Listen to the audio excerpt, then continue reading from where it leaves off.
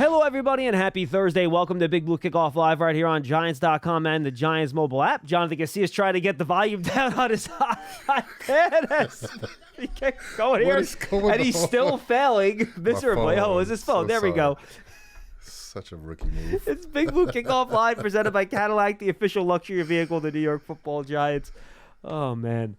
All right, here we go. Giants and Commanders. We'll take your calls, by the way, at 201-939-4513. We'll get you ready for that. Looking ahead now. If you guys want to call about the Bills game still, we'll take the call, but let's try to focus on what's ahead here rather than continuing to regurgitate the same stuff on that last game like we've done over the past 3 days. We've had good calls. We've had good conversation, but I think it's time to look ahead here to Washington, JC, and you look at this Washington team. I touched on them briefly with the Tino yesterday, talking about what they bring. And surprisingly, they've been a better offensive team this year than they've been a defensive team. Yeah, they can score some points. Sam Howell he can create. You know, he can throw the ball at times down the field accurately to some very good wide receivers. They like to run the football. They like to stick to the run. And that creates a lot of opportunities for him, you know, and he might hold on to the ball a little bit too long. That's a good and a bad thing for the Giants and the Commanders, you know, but they score points. They can score points, you know, maybe not that much, but they definitely can score points against any given defense, really. Yeah, and you talk about Howell holding the ball. We talked about that yesterday. The one thing that kind of struck me, and I guess this is from Eric Bieniemy, and you figure former running back, he's going to want to run the ball a lot, right? But remember, he comes from Andy Reid in Kansas City where they want to throw it. Right now, on 1st and 10s, JC, Washington has the lowest run rate in the entire NFL. Oh, wow. In first halves of games, Washington has the lowest run rate in the entire NFL. So even though Howell's a rookie, and to your point, there's good and bad in the way he plays. You get big plays, explosive plays, exciting plays, and you get a bunch of negative plays too when it comes to the sacks and the turnovers. But he's putting the ball in the hands of this rookie, and he's letting him go, man. Yep. And they have 4 different receivers, was I think over 200 yards receiving. He has the tight end, and then you have the 3 wide receivers, Samuel, Dotson, and McLaurin. So they have players here that can make plays, and they've been making them. And big plays down the field, to your point. He's willing to hold the ball there and put the ball down the field. And frankly, especially with Terry McLaurin, he doesn't care if he's covered. Yeah. He's just going to throw it there, and McLaurin's so good. He's one of the better, even though he's not the biggest guy, he's still one of the better contested ball catchers in the league. He'll go up there and he'll make a play. Yeah, his name is Scary Terry. His nickname is Scary Terry for a reason. You know, he's a phenomenal #1 receiver in the NFL. He's been having a pretty solid career, no matter who plays quarterback for the Commanders or the Redskins or the Washington football team or whatever team you want to call them. The Commanders. I think we can stick with the Commanders. Throughout his career, right? You know, and the thing is with Howell, he would try to get the ball to him no matter what, you know, and I didn't realize the difference in run versus pass, but I do know they do run the ball. You know, I think their running backs are pretty good. Brian Robinson. Talk about him. I think Brian Robinson is a running back that runs behind his pads. I think Antonio Gibson, he's solid. He can also add some versatility in the passing game. They try to get him out on routes. I think he had a receiving touchdown last week or the week before. On a wheel route, right? Yeah. If I'm not mistaken. Yeah. And, you know, so they definitely mix it up. You know, this is a functional offense that gives up a lot of sacks, you know, and adverse to the Giants who, you know, give up a lot of sacks, but they really can't score touchdowns. And we spoke about that post-game last game, and even in the middle of the game last game, that the Giants have to score touchdowns. No matter how you feel about this Commanders team, they figured out how to have some success offensively and score some touchdowns. So this is definitely going to be a task, and I hate when I hear it from a lot of fans. You know, I'm a Jersey guy. I'm talking to a lot of fans all the time. They're like, oh, this is an easy game. No, it's not. This is not an easy game, especially when you think about their front 4 on defense. By the way, Jonathan, I and then you can finish, but you're right. I mean, when you're 1-5, ain't no easy games, dude. Right. Like, there ain't no. It's the NFL here, man. There's no easy games. Go ahead. I'm sorry. I mean, more winnable. winnable. I didn't mean to interrupt you. More winnable. You know, I think is a good term to use. You know, well, Washington's not as good as Miami and Buffalo and the 49ers and Dallas. That's fine. Yeah, but they also went to overtime with the Philadelphia Eagles. They're 3-3. You know, and they won their last game against a team that was undefeated at home. Giant fans would like to be 3-3 right now, right? Absolutely. That'll be a whole different ball club. You know, and then also the fans wouldn't be so, aggressive when they call into BBKL. Which is understandable, by the way. Very much understandable, So this is not a walkthrough. I mean, at the end of the day, this is a divisional game. Washington and Daniel Jones has had success against Washington. So I think you can point, the arrow to that.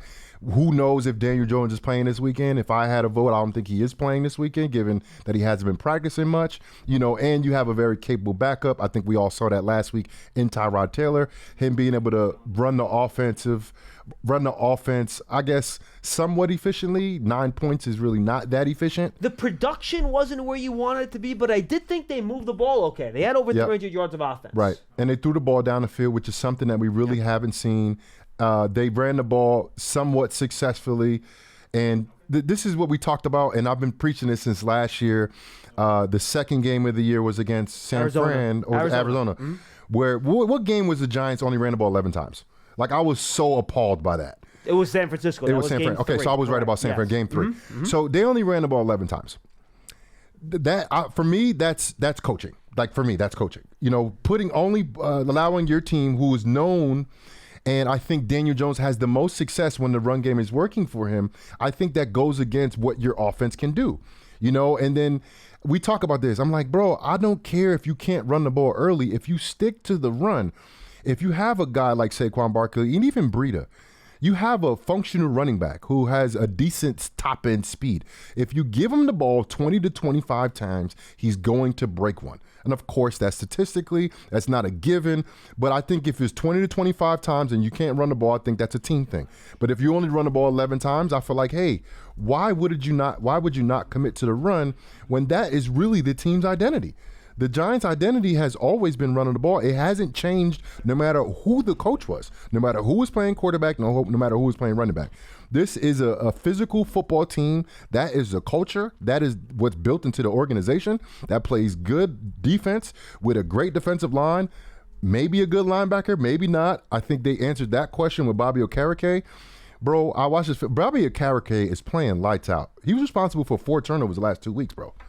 That is very high-level football, and a couple, passes went through his hands, but he's responsible, I think, for being that spark on the defensive side of the ball.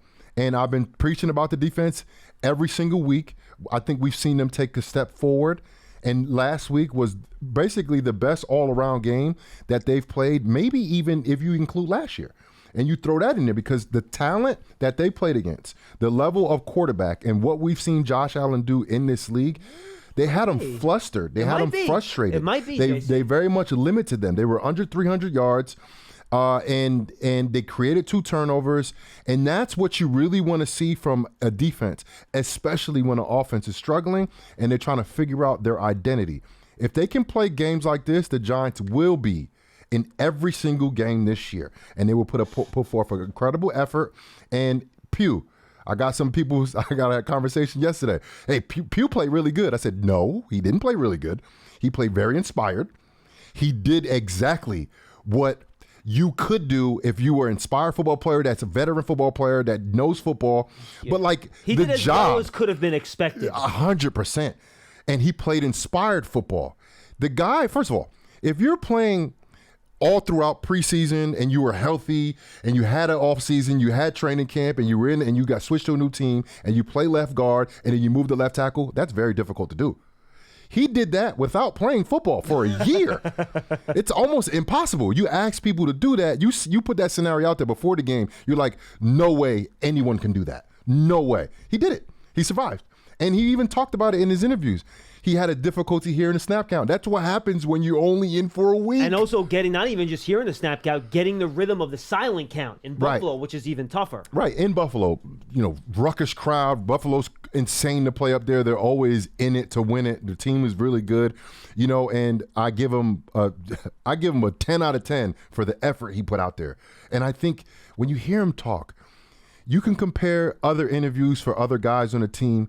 Like, he has that leader presence in the locker room. And I think that's something that the Giants need right now, especially how the season's going.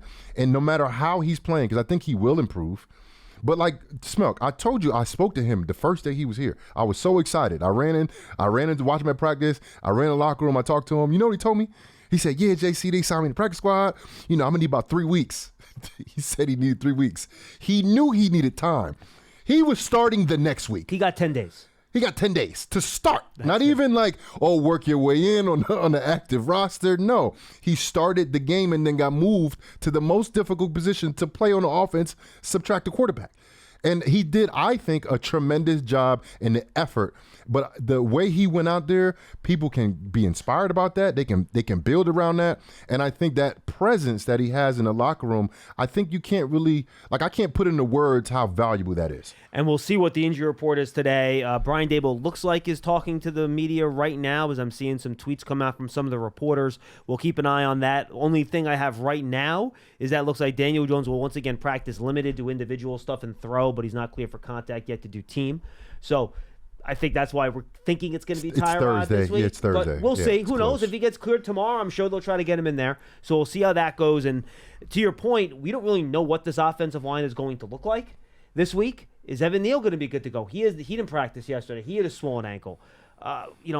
Who's healthy? And if Neal can't go, then does Tyree Phillips play right tackle? Does McKeithen move out there?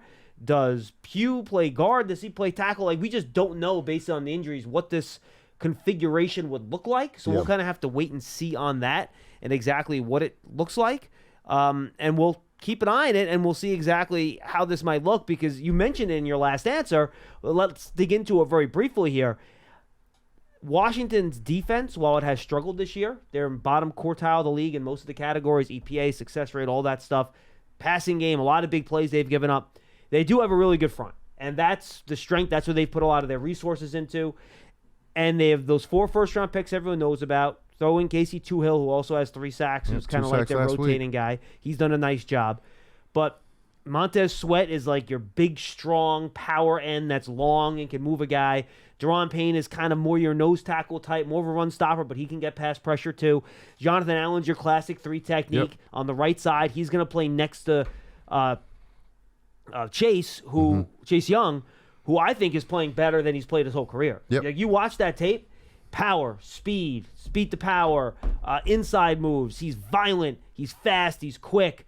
Whoever plays left tackle for the Giants, because Washington doesn't swap their linemen now. It's going to be Montez Sweat at left end, Deron Payne at nose tackle, left tackle, Jonathan Allen at right tackle, and then it's going to be Chase Young at right end / right outside linebacker, however you want to term the position, right? And they are going to have their hands full. Whomever the Giants have at left tackle, because they ain't going to be a normal left tackle now. It's going to be Tyree Phillips, who's just on off the practice squad, or it's going to be Justin Pugh. That's pretty much all you got at this point. They're going to have their hands full with Chase Young. I wonder, I think it's really essential here, JC, for the Giants, much like last week against Buffalo, to keep this game close. You can't go down 2 scores to this team, because they are going to let the dogs loose on the pass rush, and you're not going to be able to block those guys one-on-one, because they don't blitz a ton, they don't stunt and twist a ton. It's, all right, one-on-one matchups, go beat that dude in front of you. So we'll see how that works out, but if the Giants can run the football, you should be able to run it against this Washington team. They play a lot of 2 safeties deep, a lot of quarters, a lot of cover 6, cover 2, split safety stuff. So you should be able to run it. Don't try to pass it too much against this front. Make smart plays, get rid of the ball quickly. Tyrod, I think, did a good job of evading pass pressure when it did get there last week.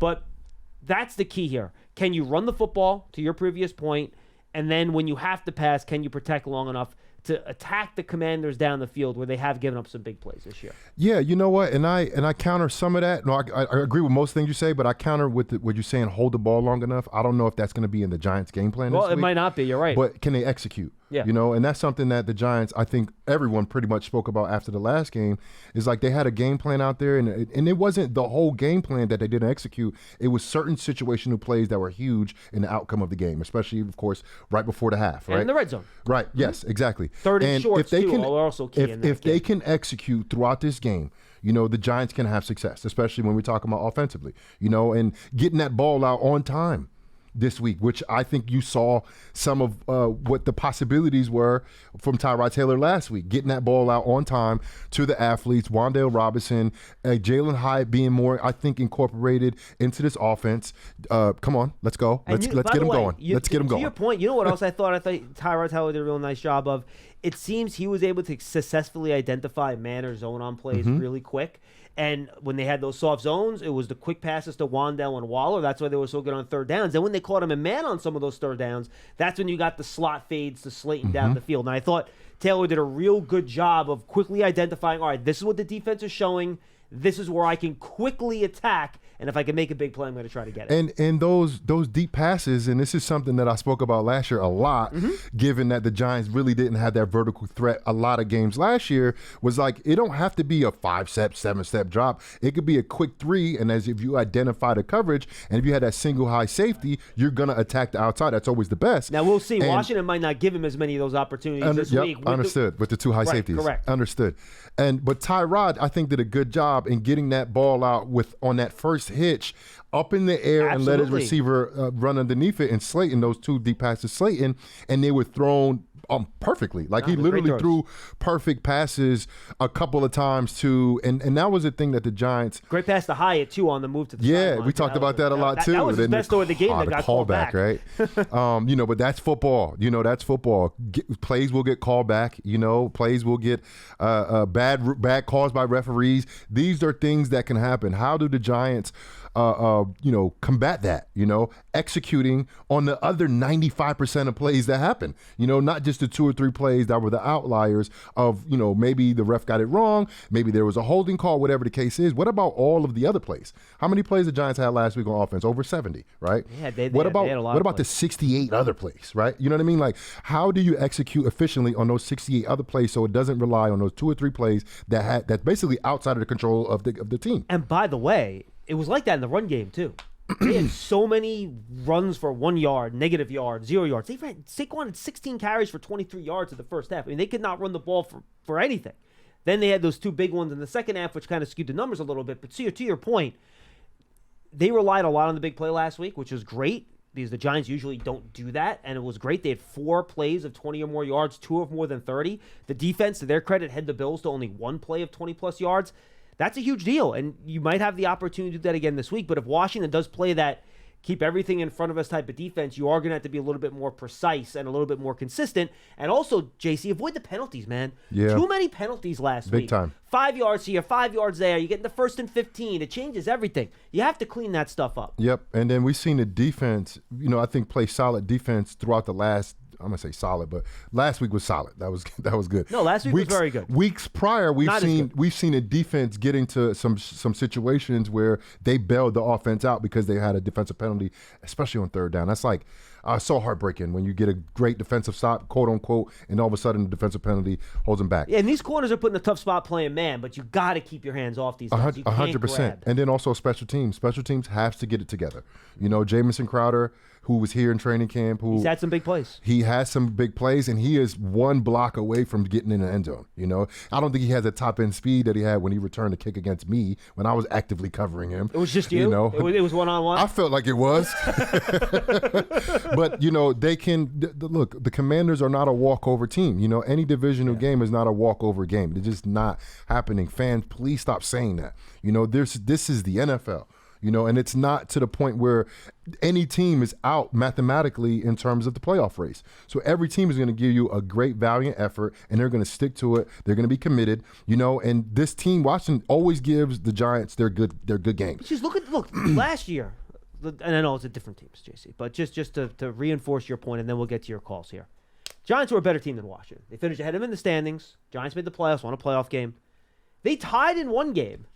And the other game literally went down to like the last play in the red zone. Yep. It was nip and tuck, one play away from that game going the other way. So this is going to be a tough, hard-fought game. It's a division game. Division games. Yes. They're never easy. 100%. 1 or 2 plays here or there. So to your point, you have to execute. Last stat I'll give here, and I'll get your take, and then we'll get to your calls. I love this number. So last week, Washington played their best defensive game of the year. They held Atlanta, who has a quarterback issues, but they have a fun offense with some talented players. Held them to 16. And they've been winning at home, too. Yeah, they have. Mm-hmm. Held them to 16 points. They had 3 takeaways in that game, right? This is a great stat. So going back to 2022, in games where the Commanders do not have a takeaway, they're 0-8. 0-8. In games where they have 1 takeaway or more, 11-3-1. Yeah, that makes sense. But that's, usually with one takeaway, you don't see the record swing quite as much. So, look, if the Giants can not beat themselves in this game and protect the football, they're going to win the game. That's huge. That's huge. See, like you're the numbers guy. You're like you do your research on the numbers. Me, I watch a lot of film and I played a lot of ball. But like we understand the same thing. Like you were saying numbers, and I'm telling you guys straight up, that is always the number one predictor at the end of the year of wins and losses. Some teams vary with big plays, third down, red zone efficiency, stuff like that. But when it comes down and looking at it, look at the plus minus turnover ratio. It's usually the teams at the top, they have the best. The teams at the bottom, they have the worst. And if you can protect the ball and you can cause turnovers, you're going to win more games than not. And the Giants have gone 2 straight games without turning the ball over, too. Right. And they haven't showed up on the win column quite yet, but that's because of inefficiencies on offense. Like, at the end of the day, 5 trips to the red zone, 9 points. Not going to win football games playing No that way. No way. No matter how good your defense is playing. Unless your defense is keeping the team under 10, it's really not going to, it's not going to happen. Like the Giants played, like I said earlier, they're one of the best games they probably played in the last couple years against a very talented Buffalo Bills team. And it still wasn't enough. The offense, because you scored 9 points. The offense must execute. Yeah. Look, no matter what the defense does. You got to get can you get to 20 points? Yeah. If you want to win this game, you got to get to 20 points. Yep. Is there a chance you can win like 17-13? Sure. You don't want to put that type of pressure on yourself. But last week, if they would have kicked 5 field goals and made all of them, the Giants would have won the game. Right. All right, real quick, updated injury news. So Evan Neal will return to practice today. He's going to be limited with that ankle, but still no Andrew Thomas, no John Michael Schmitz, no Matt Parrott. So I'm so like Andrew Thomas with the hamstring. Like, did he pull it off the bone completely? They're saying it's getting better, whatever that means. But, man, that's a long time to be out for a hamstring, I'll tell right? you what, I mean, and he re-aggravated it then? I have no idea. Yeah, I don't know. I don't know either. They say no, and it was just they think he just really pulled it. I guess they could use him next week when they play the Jets and that defensive line. Yeah, for sure. That much. Yep. All right. You know what? Real quick before you move on, and I was looking at this this front, the defensive front from the Commanders. You know what they remind me of from last year? The Eagles' defensive front. Yeah. How they, I want to say rotate their guys in, but how their defensive line kind of dictates the flow of the game. And they have several guys who at season's end are going to be flirting around double digits.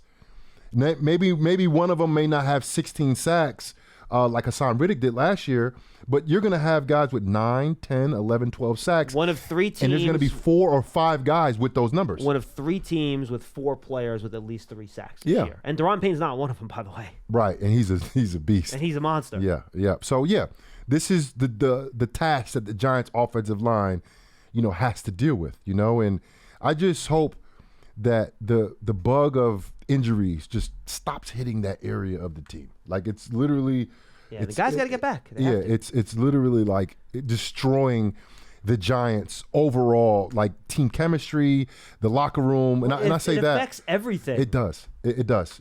Because like the number one thing, like when you look at really good offensive line, it's not how many number of rotations and different type of formulations of offensive line. It's basically how consistent have they been starting together, right? And if the Giants can't get that, and that's not really coaching, that's just how it's been happening this year with injuries. If the Giants can't get that and have, this is their 3rd game playing together, if we can't say that this year, they're going to continue to have struggles, no matter who plays. And the Commanders, by the way, do have some issues in the secondary. They had to bench their first-round draft pick, Emmanuel Forbes, at corner after he really struggled the first few weeks of the year. He didn't even play last week after being their starter. So see if the Giants can take advantage of some of that in the secondary. If they can protect long enough or run some of those quick action plays to get the ball out on those 3-step drops. Guys, go subscribe to the Giants Huddle podcast. Most recent episode is up there, or should be getting up there shortly. Lance Meadow talked to Andrew Cadillac, who's calling the game for CBS this Sunday. So make sure you go check that out on the Giants Huddle podcast, favorite podcast platform,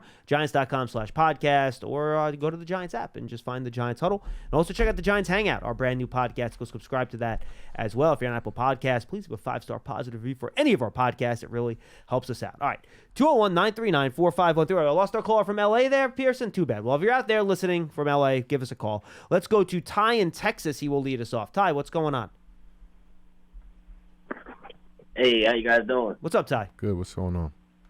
What's up, man? Hey, man, I just wanted to call and let y'all know, man. Y'all do a great job, man. I listen to y'all every day while I'm at work. I usually work overnight, but I'm up today, so I decided to give you guys a call, man. Appreciate that, brother. I don't really, I'm not a professional. I don't have too many takes on the team, man, but I just wanted to give a message to all the diehard Giants fans out there, man. We got to believe, all right? Just because it don't look the best right now, that don't mean we got to keep fighting. And I live in Texas. I live around Cowboys fans. I deal with them all day. But it can't be fun. Hostile territory. No, it's not. It's definitely not. But man, we got to rep our team, man. We got to believe. We can't criticize. It's gonna turn around, And that's really my big message, man. I ain't really had too much to say. I just wanted to keep hope out there, man. Y'all do a great job. I appreciate everything y'all do, man. And keep me up at night. But keep going. Thank you, brother. No, Ty, look, and all you guys that are out of state, we know guys don't get a lot of Giants talk, and a lot of times we're one of the ways you get it. We love you guys, and we appreciate you for listening. Listening live. If you can't listen live like Ty, listen on your podcast feed.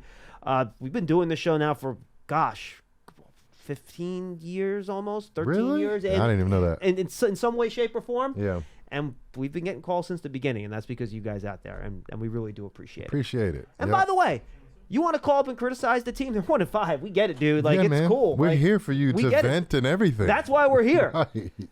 The record is what it is. We get that. Yeah. But obviously, we like to talk about why. But shout out to Ty calling. He probably had to call from his closet. A whole bunch of Dallas fans around him over there, hostile territory, man. Salute to you, bro. Yeah, look, and look, Giant fans travel too, man. Like, you go to these away games, like, if the game in Miami had gone better, you would have heard a lot more Giant fans down there. Obviously, in Buffalo, it's tough because Buffalo Bills fans just don't sell their tickets. They just go to all the games. Like, this just doesn't happen. But there's Giants fans located up there, too, man. Oh, absolutely. They're up there somewhere.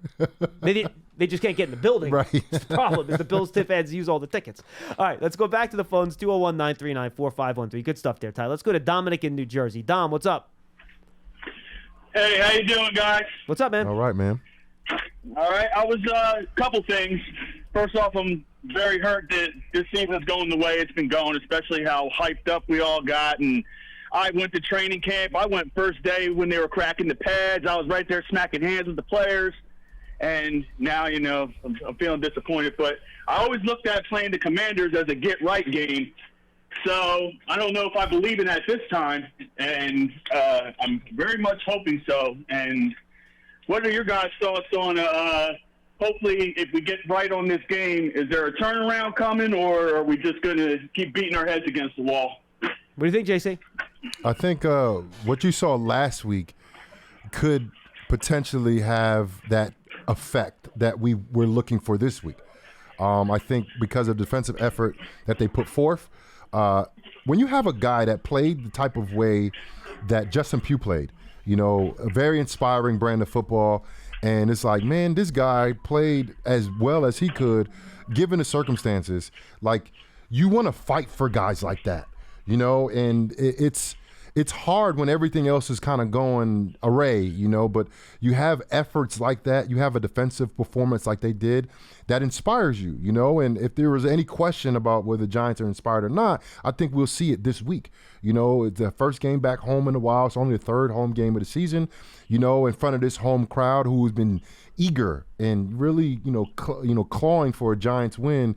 And, the guys, people are right now, do I sell my season tickets? Do I come to the home games? And it's a good question, because I understand how difficult it is to go to these games. I understand how expensive it is to go to these games, and you want to go to support a good product. And the Giants just really haven't done it quite yet. I think you've seen some glimpses of it last week, especially on the offensive side, getting that ball down the field. Saquon Barkley looked good all game. I was like, he looks good, and you were like, but I saw it early in the game. Physically, I thought he looked fine. I thought maybe he was a little indecisive early, trying to get his legs underneath him a little bit, but I thought physically he looked great the whole game. Absolutely. And you saw glimpses of what the Giants could be. The second quarter of the Cardinals game, I think all defensively last week you saw it, the way they was able to create turnovers the week prior, the way they kind of held up on third down and in certain situations in the Seattle game. You're seeing pieces and glimpses of a team that can be pretty good. You know, the greatness is far, far away, but good is kind of right there, you know, and getting out of being a bad team, it's a thin line right there. It's a very thin line, and they can figure it out this weekend. And in the next few weeks, they don't really have the top tier teams that really threatens them, and the Giants can make up some ground in the next 5 to 6 weeks. Thanks, Dominic. Appreciate the call, man. 201-939-4513. And we are going to take your emails as well. You can send them into bigbluekickoff@gmail.com, bigbluekickoff@gmail.com. This question comes in from Christopher Clemens Jr., and I think this is a good one. We spoke about this a little bit the last couple of days, but I want to get your take on it, JC. It's a little long, so I'll try to condense it here. Want to know your thoughts around the national sports shows, i.e. First Take, Get Up, and all that stuff. First of all, I would advise you do not pay attention to those when it comes to, you know, it's impossible for these guys to follow everything they're around fun. the league. They're fun to fun, watch. but don't take the analysis. No. Depending who you're talking, some guys do their work and you can trust. Other guys, but it's hard though. It is. You it's can't hard, watch everything. You know, it's impossible. You listen to BBKL. You listen to, honestly, some of the random YouTube Giant-specific podcasts that are locked they're in. pretty good too. Sure, absolutely. Yep. So the narrative is that Tyrod Taylor looked a lot better against the Bills than Daniel Jones looked all year. But in his opinion, there was a lot going on there. Not that Tyrod didn't play well, but for one, he thought the protection was a little bit better than what Daniel had earlier in the year. The offensive game plan was more quarterback friendly, again, because of the flow of the game, a big reason you can do that. Saquon Barkley was back, which was huge, which can slow down the pass rush. And the Giants defense played great, so they played with the lead. So he's curious as to your opinion, as to his point, as to why the offense looked better with Tyrod, that it was more than just a different quarterback. I mean, he hit all the points. I'm There's with you really no 100%. more than that. I thought it was a good email. Yeah, it's a great email. You know, but it looked better at times, but bro, 9 points. That you're not going to win games at all like that, bro. Like it's just not going to happen. You know, so the Giants have to be more efficient in situational football. You know, and that goes any quarterback that's playing, any offensive lineman that's playing, whoever's playing running back, whoever's the first string tight end. It goes to say you have to execute no matter what, you know, and you have to be able to score touchdowns. And the Giants just really haven't figured that out yet, no matter who's playing quarterback. All right, let's go to Pete in Staten Island. He's up next on Big Blue Kickoff Live. Hey, Pete. Hey, John, how are you? What's up? What's going on? Well, you know, we have a couple of weeks to the trade deadline. And listen, for all intents and purposes, the season is done. And, you know... not yet, Pete. It's not yet. If you lose this week, John, fine. John, it doesn't matter, John. It doesn't matter. We have expiring contracts coming up. Pete, you are two games out of a playoff spot with 11 to play. John, it has nothing to do with the playoffs, John. What are you talking about? It has to do with the fact, John, it has to do with the fact what we're doing next year and the year after. This has nothing to do with this year, John. Well, it's Pete. You can look at it that way. No one in this building is looking at it this way. Yeah, I don't. Pete, where you going with this, bro? Here's where I'm going with this, okay? As I said, for all intents and purposes, the season is just about over. In your opinion. Okay? You got, in my opinion, okay? Mm-hmm. And, why, John, do you see us running off 7, 8, 9 wins here? Do you see us doing it? Straight wins? No, but I think there's a window where you could get to 8 or 9. I think it's not impossible. We saw the Giants not making the playoffs last year. We didn't see them as a playoff team, and they made the playoff, and they won a playoff game. And they won, and they started the year 6-1. I saw the Giants last year winning 9 games or 10 games because of the cream puff schedule we had. But you saw them making the playoffs too, because 9 games usually don't make the playoffs. 1,000% last With year. 9, when you just said they was winning 9 games. 9 games don't really give you a playoff berth. Usually, it doesn't. Not with 17 games. I said 9 or 10. Okay, go ahead, Pete. Make your point. Go ahead. All right. My point is that you have these expiring contracts coming back. Leo's not coming back. Adori's not coming back. McKinney's probably not coming back. Why do you say McKinney's not coming back? Probably not. Why? And I'm asking you why. Right. I'm asking you why. Because of the money factor. I don't think the Giants are going to pay him. If they could get a contract like 7 or 8 or 9 million, I think it's a possibility. But I'm expecting he's probably going to want upwards of that, somewhere 12, 13, which is possible. And I don't think they'll pay him for that. I really don't. So, Leo, Adori, McKinney, Barkley possible also. Then you got all of these one-year contracts in the Campbells and the Wallers and whatnot. Okay? Waller So, isn't a 1-year contract. Waller's not a 1-year contract. I apologize. Mm-hmm. But at any rate, my thinking is that, with the veteran contracts, why let these guys walk? Because then at that point, and if they do walk, why let them? Because then you're only going to get a comp pick, and that's in 25 anyway. And we're going to be busy in the free agent market in 24, and those comps might go away if I'm not mistaken. No, that's true. That's fair. So at least get something. At least get something. I would imagine they have to be taking calls, and we only have a week to do this theoretically. Now I heard people talking about this yesterday, saying, "Well, we have." I was listening to the show. They said 2 weeks. I said, "What are you talking about? The deadline's the 31st. It's not the 32nd. There is no 32nd. So you have, theoretically, you have a week to a week and a half to put forth some kind of trades if you're going to do it and move forward, because I don't think that they're going to run this back.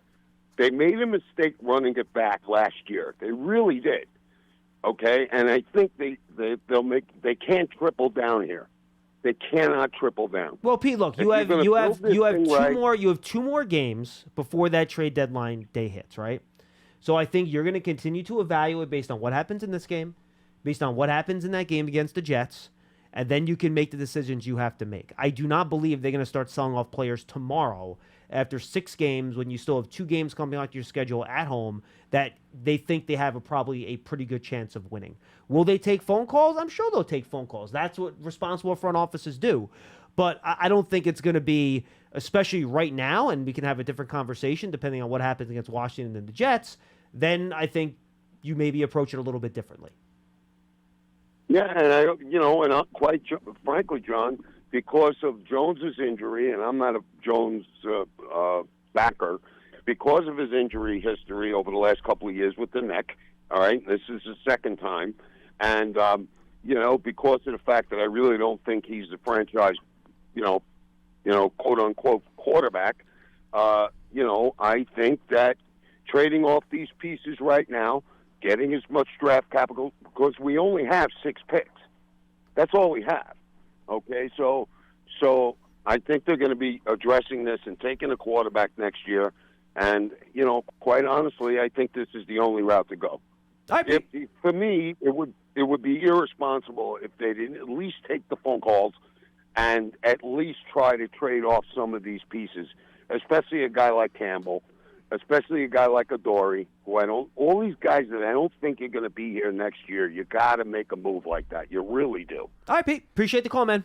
Good stuff. Well, look, I'm always one to definitely say if you know you're going to get rid of somebody or you're not going to keep them, then get some type of value for him. So I get the point. So do I. That totally Pete was trying to make, but I don't think they're doing that right now. Yeah, in any fan, like, it's so early in the season, and look, the Giants have to show more to prove to anybody that they're actually a playoff team, for sure. But, like, you can't write them off right now, bro. It's crazy. Last year, Detroit Lions were 1-6. They finished 8-2. Excuse me. They won 8 out of the last 10 games. Excuse me. Like, the Giants, I'm not saying they can do that, but anything is possible. Anything can happen. And he's right. The schedule's tougher. Yeah. And then look at the Lions this year. They went off what they did last year, and they had their momentum. And look, they're one of the best teams, if not the best team in the NFC right now. They're tied for the number 1 in the NFC. So don't write the Giants off quite yet. Definitely pay attention every week, but don't write them off until they say, okay, the Giants have been eliminated for the playoffs. Okay, cool. Now you're preparing for next year. But any moves that the Giants do, it's going to be for this year. That's a fact. Like, they're not going to get a guy or let a guy go that's going to hurt them this year and help them next year. It's just not going to happen. That doesn't make sense at all. I mean, if you're sitting at 1-7, maybe you have that conversation and you start planning ahead. But look, losing the next 2, like you said. Right. Again, that's a different conversation. But let's say you're 3-5, right? Let's say you figure out a way to be Washington and the Jets. You're in the mix. Yes. I'm sorry, you're alive. You cannot. And look, I get where you're coming from. And first of all, I don't know what type of pick you think you're getting for, like, older, like a Leonard Williams or Dory Jackson with their contracts. I don't know what you think you're going to get for half a season on those guys in the last year of their contracts on a rental. But you can't send the message to that locker room at 3-5 when you're in the mix with the Raiders coming up with a real chance to go to 4-5, right, that we're quitting on you guys. No way. I mean, talk about as a player. If you're sitting there, you're at 3-5, and you see the front office selling off pieces that are going to help you win games, what does that do to a locker room as a player? Well, first off, if you're 3-5, that means you have a 2-game winning streak going on. A win streak is a win streak. And players, they feel some type of way about that. They're going to be inspired. They're going to say, man, we could knock out these two next games. We'll be 500.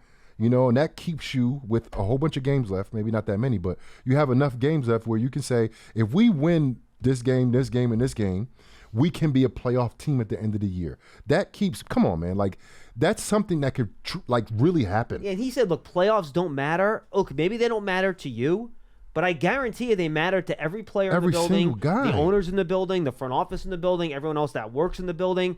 You can't, and I understand from purely an intellectual exercise standpoint, you say as a fan, all right, you make the playoffs, you lose in the first round, what's the big deal?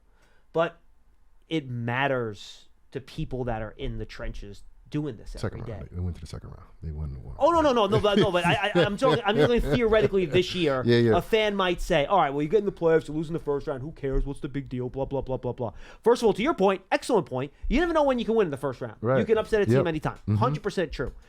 But that it does matter to the people that are doing this. Yes. And it does matter to the season ticket holders. It matters to your fan base. I mean, and look, and again, I get it. As a person that roots for other teams and other sports, I understand the frustration and the intellectual exercise you're going through with that.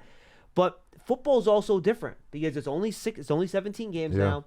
It's such a physical game where guys are putting their lives on the line. It's not like the NBA where guys are, doing load management. They're like sitting out months at a time. In the league. No, it doesn't happen here. It's just a different thing. So, yes, understand your point. You don't want to lose guys for nothing. If you can get picks for them, that's great. 100% in favor of that. But until you know you're toast, I don't think you go down that path. There's no way on any level, management, coaching, players, on any level. Like like at the end of the day, right?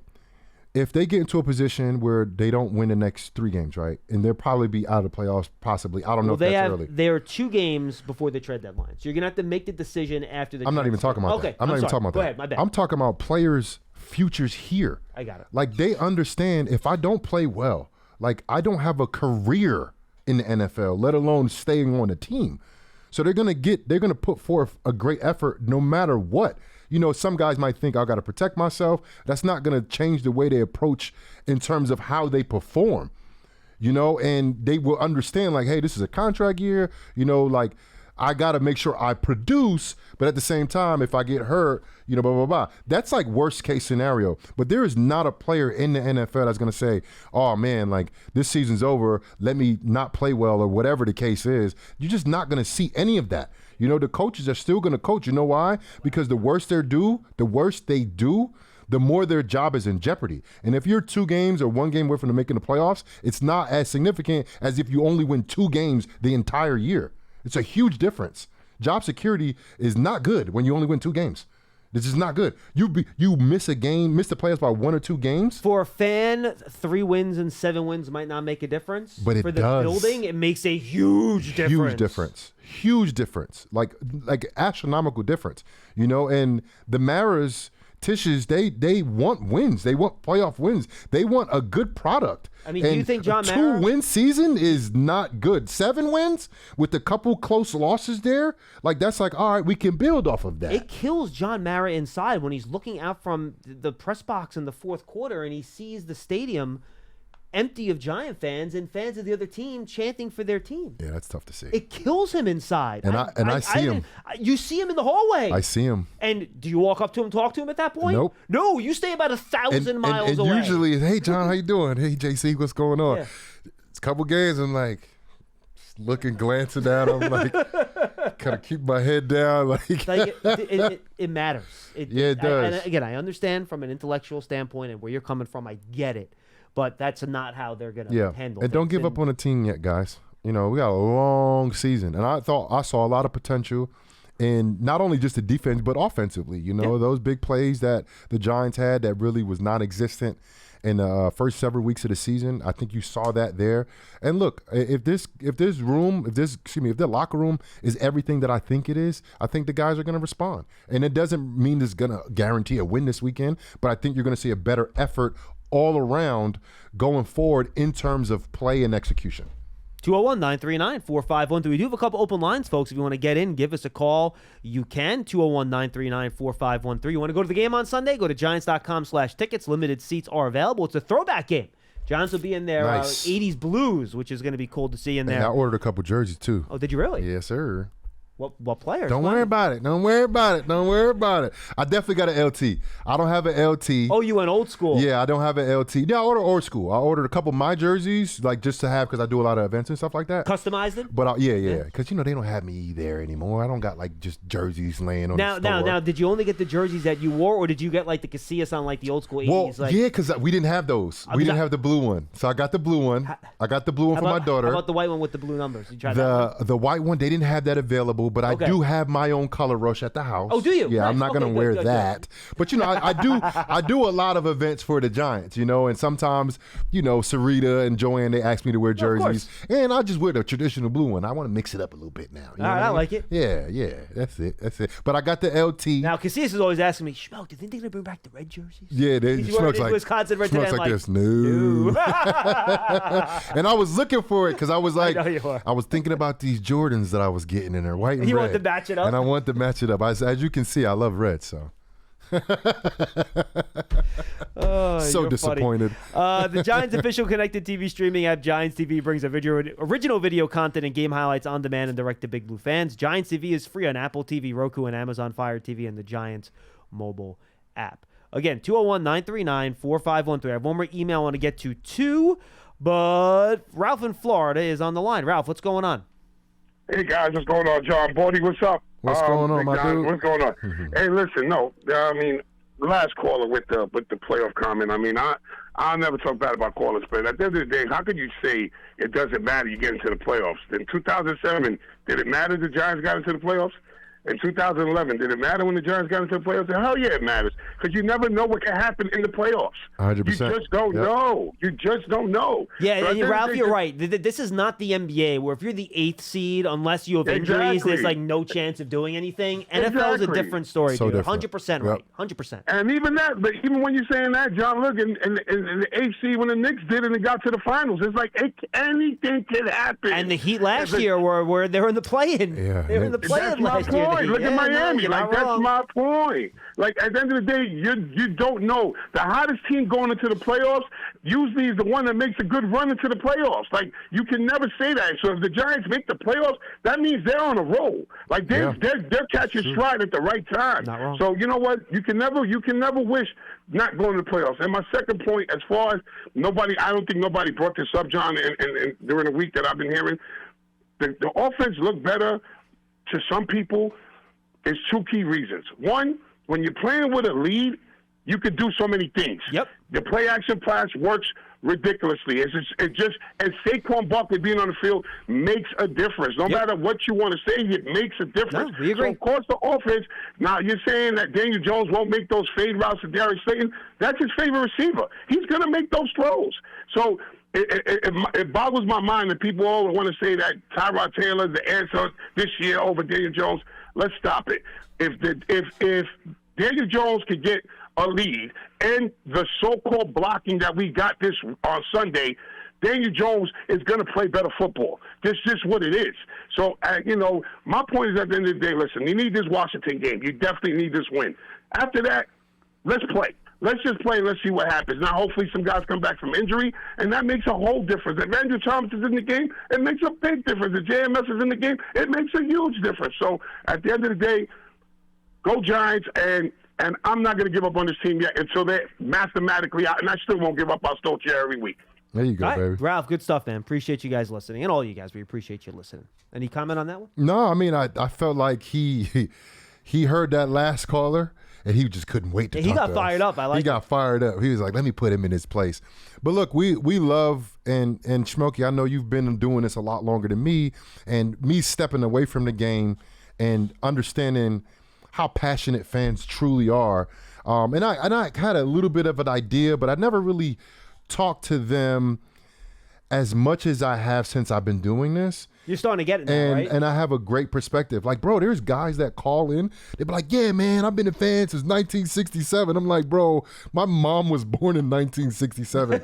You know, they've been fans my mom's entire life, you know? So I have a great appreciation for fans in general, you know, and for me, being able to speak with you guys and connect with you guys, you know, I appreciate it, you know, and I'm honored that, Schmeelk, that you hit me up and said, I want you to be a part of this. And I love doing this. You know, I love coming on Thursdays. You know, I love talking and talking with the fans and giving my own perspective, hearing what you have to say, Paul, Howard, Sean, Madeline. I love doing it with all you guys. So not Lance, so that's why he didn't mention Lance. And Lance too. Damn, don't do that. Don't do that. Dang, bro. Lance, you too, man. I miss you, Lance. I miss you, bro. Dad, that's messed up. I know. I'm bad. By the way, folks, if you want to ask this guy questions in person, come down to the radio stage. We're going to be taking questions from the fans. I like that too. That's awesome. Fun. On Sunday, we'll be live at MetLife Central, right inside the gate of the MetLife gate at 11 o'clock on Sunday. Come check it out. Only one tape segment this week, so we're going to be live for a lot of that show. So make sure you come down and check us out. We take questions, we do contests, we interact with the fans. Casillas starts throwing stuff into the crowd, T-shirts. The Tino might dance depending on what the DJ's playing. You get a lot of good stuff down there. All right, one email, then one call, real quick. Tommy Sylvester, he wants to know, on the last play of the game when they threw it to Waller, I saw J.J. Watt on Twitter say, quarterback sneak every time towards the end of the game when the last play occurred.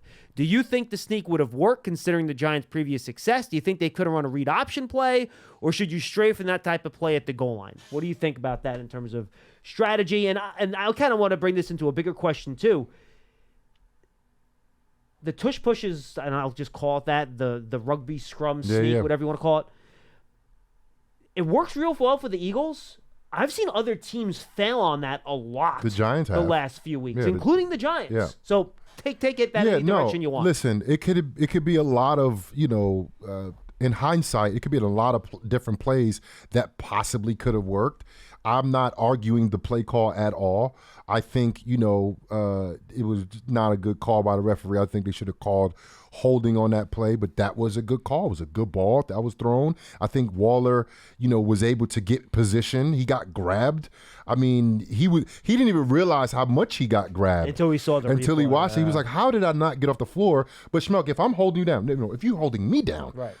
How I can't jump at all. He can't lift his arm up. No, you know, so same thing when you're like doing a rebound in basketball and someone's putting you down from 100%. Behind. You can't jump. Just a little bit, just a little tug. It makes can't such a jump difference at all. You know, so look, you can argue the call, whatever. I'm surprised. J.J. Watt.